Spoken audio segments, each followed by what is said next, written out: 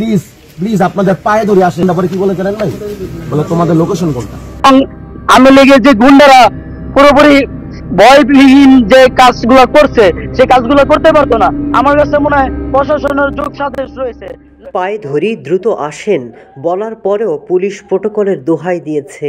Police প্রশাসন হামলার জন্য দায়ী বলে হাসনাত সার্জিসের কাছে অভিযোগ করে ছাত্ররা। সবকিছু ঘটনা জানতেছে, লাইভও দেখতেছে, কিন্তু তারা কোনো ধরনের পদক্ষেপ নিচ্ছে না। তবে ঘটনা ভিন্ন, পুলিশ প্রশাসনে ঢুকে পড়েছে আওয়ামী লীগ। 90 ভাগই আওয়ামী লীগের সমর্থক এবং তাদের সাথে সার্বক্ষণিক যোগাযোগ রয়েছে।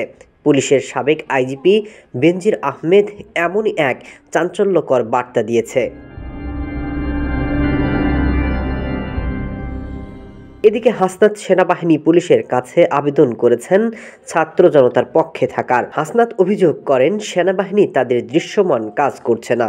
জেনারেল ওয়াকার সাহেব বলেছিলেন যে দেশের পরবর্তী আইন শৃঙ্খলার যে পরিস্থিতি স্বাভাবিকীকরণের ক্ষেত্রে ওনারা গুরুত্বপূর্ণ ভূমিকা রাখবেন এবং সেনাবাহিনীতে ম্যাজিস্ট্রেসি পাওয়ার দেওয়া সত্ত্বেও আমরা ফিল্ড লেভেলে দৃশ্যমান এটির প্রয়োগ দেখছি না। বেনজির আহমেদ বলেন, আওয়ামী লীগের সাথে যোগাযোগ রেখে প্ল্যান করা হচ্ছে। আপাতত ডক্টর ইউনূস সরকারের বিরুদ্ধে বিদ্রোহ করা যাবে না, তবে সরকারের সহযোগিতা করা এবং ব্যর্থ করে তাড়াতাড়ি নির্বাচন আয়োজনের মাধ্যমে বিএনপিকে ক্ষমতায় আনা হবে। এরপর বিএনপির বিরুদ্ধে বিদ্রোহ করে বিএনপিকে হটানোর পরিকল্পনা রয়েছে আওয়ামী লীগের।